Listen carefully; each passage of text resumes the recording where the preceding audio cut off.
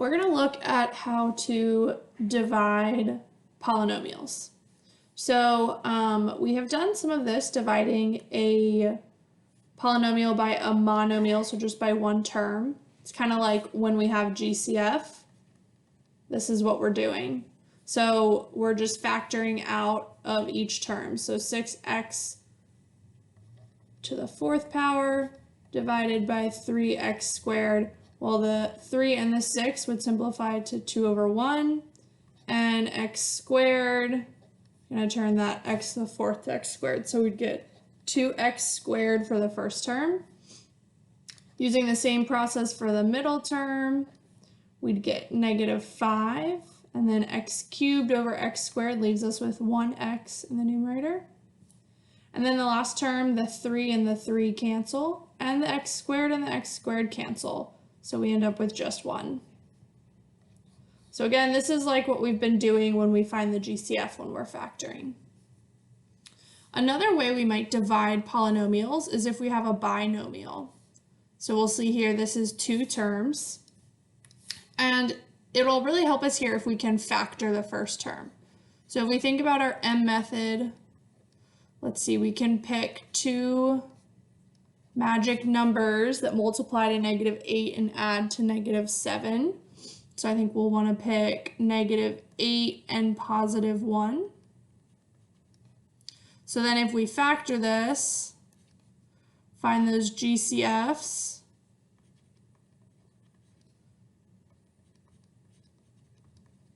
there we go. So we can see that this also has the factored form of 4h plus 1 times h minus 2. So now if we think about dividing, well, I'm going to put it underneath, divided by h minus 2. Well, if you see here, h minus 2 and h minus 2 are the same, so those would cancel. So our answer here would be 4h plus 1. So this is just kind of showing us what division looks like with polynomials. We're not going to do that so much in this unit, but we're going to look at situations like this when we can't factor. If I try my M method here, -43, I can't think of any magic numbers that multiply to -43 and add to 36. So I can't factor this. And so if I can't factor, I can't use this method we just did up here. So there is a new method we can use, which isn't so new. It's just like the long division that you learned probably back in elementary school. So if you see here on the left side, we've got an example of 693 divided by 3. And then on the right side, we've got an example of a polynomial divided by 3x. And we can't factor this. So that's why we're going to use long division. So I'm going to remind you of long division with this example on the left. So 3 divided by 693.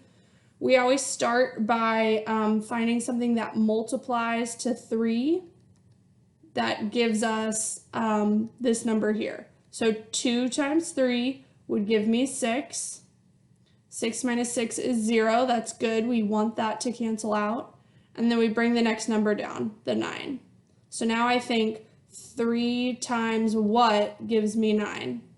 Well, I need to put a 3 there, so 3 times 3 is 9. 9 minus 9 is 0, and then I bring down the 3. Now I'm thinking 3 times what gives me 3? 3 times blank gives me 3. That would just be 1, so 3 times 1 is 3. 3 minus 3 is 0. And this is where we have what we call the remainder. So a remainder of 0 is going to be helpful for us in just a minute. So it's the same process, but we just have some variables thrown in. So the first step, we need to see 3x times what gives us this first thing right here, 6x cubed. Well, if I think of just the coefficients, 3 times 2 would give me 6, so I know I'm going to have a 2.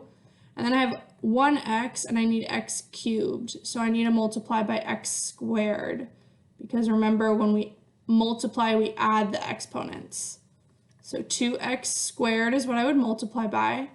So 2x squared times 3x gives me this 6x cubed. I'm going to subtract those and I get 0. So I have 0 plus, and then again, I bring down the next part, 9x squared. All right, so now we're looking at 3x times something gives us 9x squared. 3 times 3 is going to give me the 9. And then if I have x to the first power and I need x squared, I just need x to the first power. So 3x, so 3x times 3x gives me 9x squared. 9x squared minus 9x squared is 0. I bring down my last term. I always like to bring the sign with it so I'm aware of if it's positive or negative. So I've got positive 3x. So again, we look at the outside, we have 3x times what will give me 3x. Well, those are the same, so I multiply by 1. 1 times 3x gives me 3x. And when we subtract, we get 0. So this is our remainder here. We're going to look at one more example. So this is asking, is x minus 2 a factor of this? If it is, write it as a product of its factors. So this is where that remainder helps us. If the remainder is 0, then x minus 2 is a factor.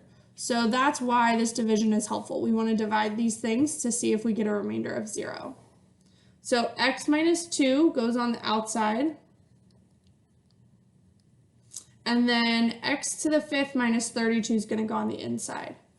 But if we notice, this is awfully short compared to the last polynomial we had. And there's only one x, but it's to the 5th power.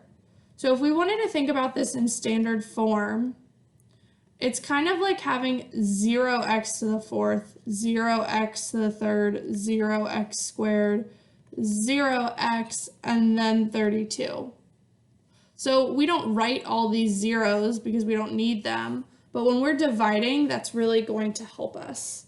So I'm always, whenever I see something missing some of those terms, I'm always going to write in those terms here when I divide.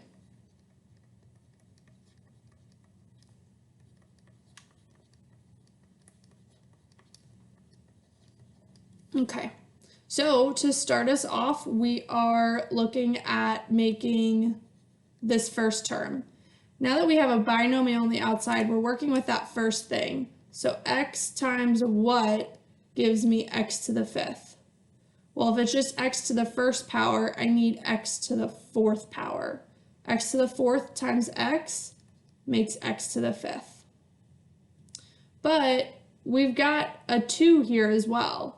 So just like we learned the distributive property, when we have something more than just one term on the outside, we need to distribute to each of the terms.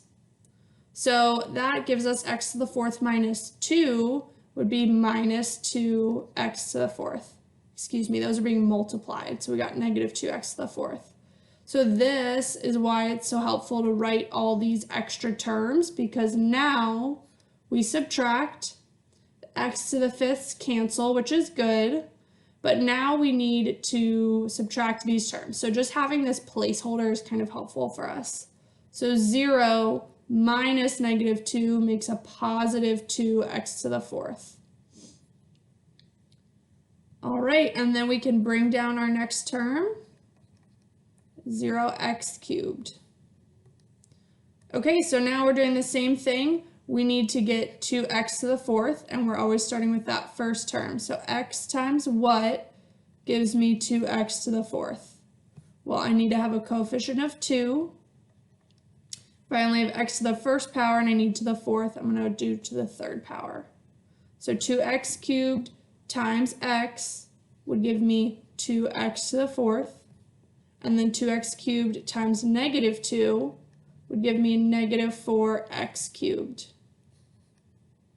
We subtract, these first terms cancel, which is good, and then we have 0 minus negative 4. So we get positive 4x cubed. And then we bring down our next term.